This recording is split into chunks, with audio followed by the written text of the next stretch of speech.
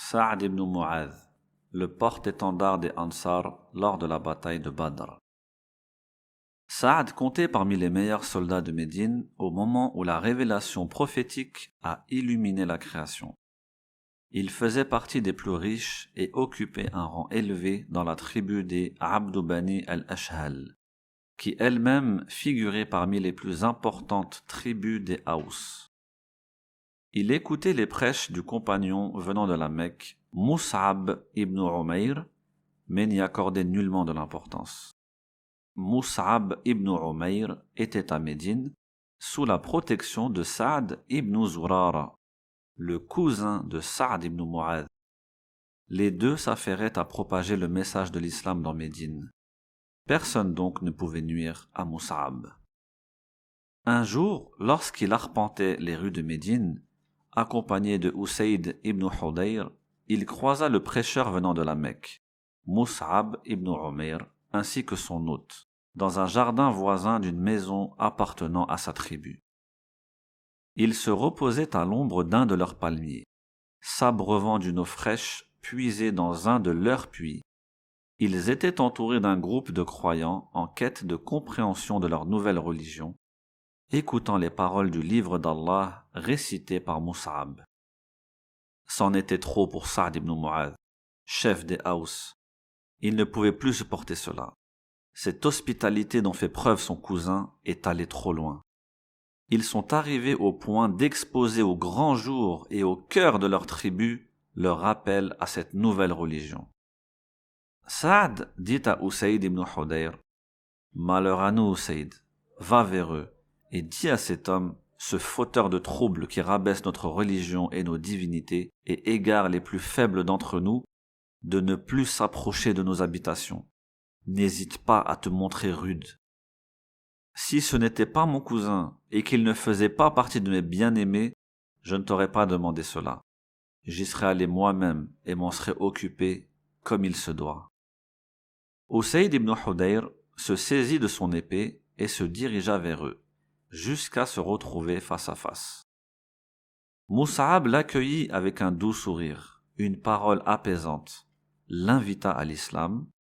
Il lui récita des versets du Coran qui apaisent les cœurs les plus durs et attirent les âmes les plus rebelles. Le visage de Usayd se détendit et il demanda « Qu'est-ce donc cette parole délicieuse? Comment faire pour rentrer dans cette nouvelle religion? Il te faut te purifier, faire tes ablutions, prononcer l'attestation de foi, puis effectuer 2 unités de prière pour Allah. Tu peux utiliser l'eau de ce puits. » Usayd s'exécuta sans délai. Il fit ce qu'on lui dit de faire, puis dit à Mus'ab, « Non loin de nous se trouve un homme qui, s'il vous suit, tout son peuple le suivra. Je vais vous l'envoyer de suite. Présentez-lui l'islam de la meilleure des façons. » Usayd retourna vers Sa'd ibn Mu'adh.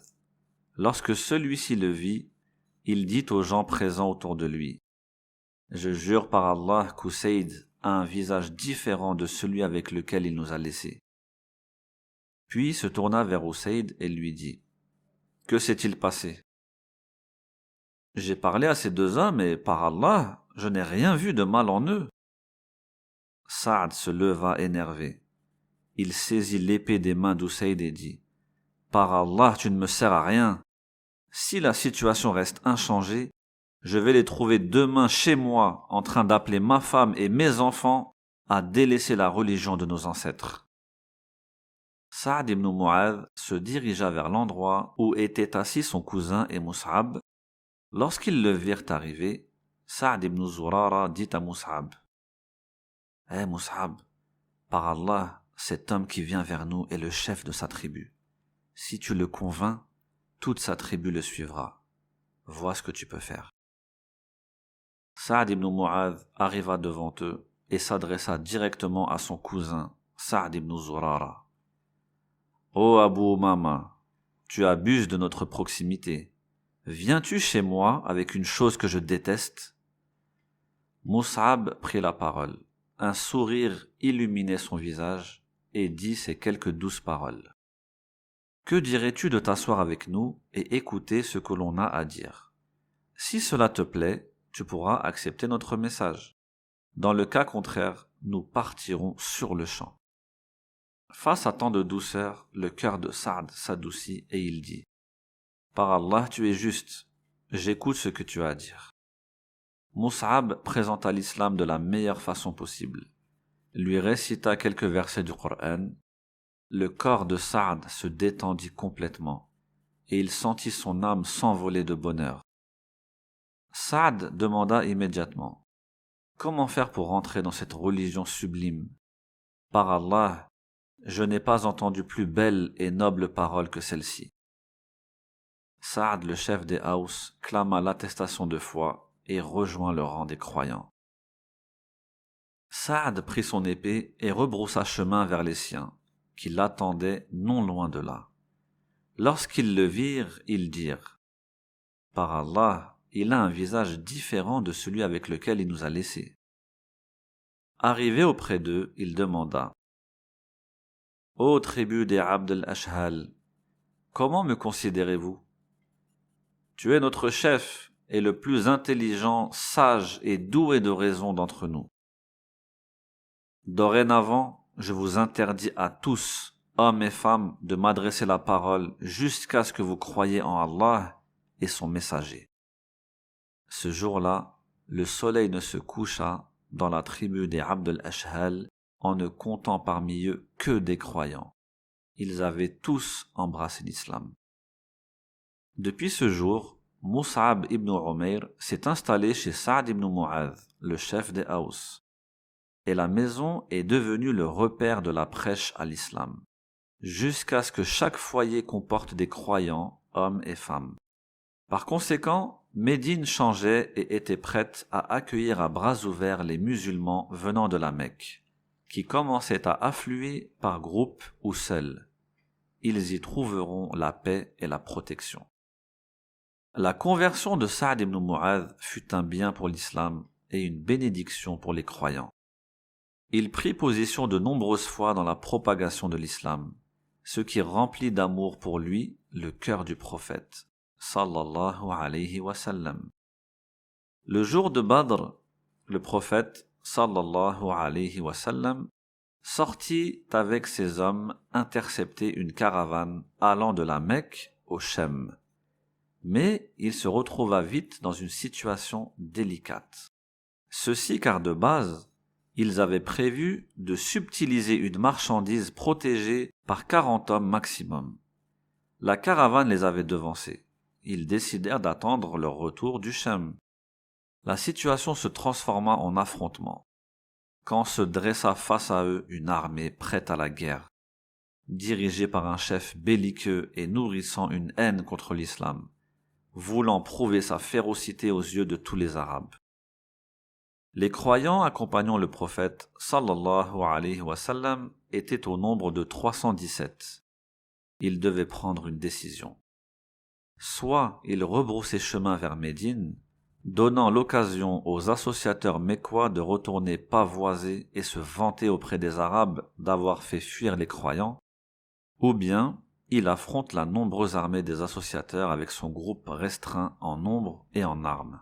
Et cette décision dépendait beaucoup des Ansar, car ils constituaient la majorité de la troupe. Ce sont les Ansar qui allaient endosser la responsabilité de cet affrontement et en subir les conséquences. Ils avaient prêté allégeance au prophète, sallallahu alayhi wa sallam, de le protéger et de le considérer parmi les leurs, tant qu'il se trouvait à Médine. Mais en dehors de la ville, ils n'avaient plus d'obligation envers lui. À cet instant, Saad ibn Mu'adh prit la parole et d'un ton ferme et tranchant annonça que les Ansar se battraient aux côtés du prophète, sallallahu alayhi wa sallam. Il dit: Ô prophète d'Allah, nous avons cru en toi et déclaré ton message véridique. Nous t'avons prêté allégeance de t'écouter et t'obéir. Fais ce que tu as à faire. Par celui qui t'a envoyé en vérité, si tu décidais de prendre la mer, nous te suivrons. Et à cette époque, les Arabes n'étaient pas du tout habitués à la navigation maritime. Cela en effrayait beaucoup. Ô prophète, nous sommes endurants dans la bataille et ne reculons pas devant l'ennemi. Je demande à Allah que nos actions te réjouissent. Sur ces paroles, le prophète sallallahu alayhi wa sallam était heureux. Il attribua l'étendard des Ansar à Sa'd ibn Mu'adh et celui des Muhajirin à Ali ibn Abi Talib, radiyallahu anhum.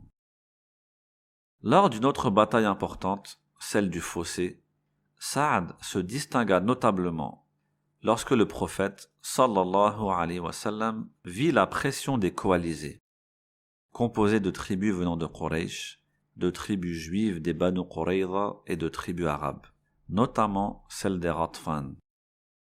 Sur les gens de Médine, il voulut alléger ce danger qui pesait. Le prophète sallallahu alayhi wa sallam proposa au chef de la tribu des Ghatfan le tiers des récoltes de Médine s'ils cessaient le combat. Ils acceptèrent. Lorsque Sa'd eut vent de ces discussions, il s'approcha du prophète sallallahu alayhi wa sallam et lui dit: Es-tu vraiment satisfait de ce choix? Si tel est le cas, nous te suivrons. Ou bien est-ce un ordre venant d'Allah? Dans ce cas, nous l'acceptons et obéissons volontiers. C'est une solution que je cherche.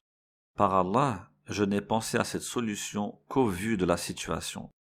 Les Arabes se sont alliés contre vous. Ô prophète d'Allah, par Allah, nous étions unis avec eux dans l'adoration des statues et l'idolâtrie. Ils ne pouvaient pas obtenir de nous une seule date sans la payer ou bien la recevoir de bonne grâce de notre part. Maintenant qu'Allah nous a honorés par l'islam, nous allons leur céder une partie de nos biens? Par Allah, ô prophète d'Allah, ils n'obtiendront de nous que l'épée, jusqu'à ce qu'Allah juge entre nous, et c'est le plus sage des juges. Le prophète sallallahu alayhi wa sallam se réjouit de ces paroles, et il en fut ainsi.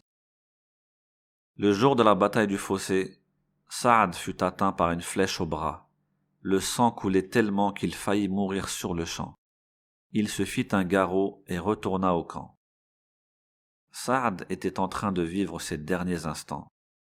Le prophète sallallahu alayhi wa sallam posa la tête de Sa'd sur ses cuisses. Il le couvrait d'un vêtement blanc et le regardait, triste, et dit: Ô Allah, Sa'd a combattu sur ta voie. Il a déclaré véridique ton prophète. Il a rempli son devoir. Agrée son âme de la meilleure façon. Un sourire se dessina sur le visage de Sa'd qui dit: Assalamu alayk, ô prophète d'Allah. J'atteste que tu es son envoyé et messager. Puis son âme quitta son corps. Qu'Allah soit satisfait de lui et lui accorde les plus hauts degrés du paradis.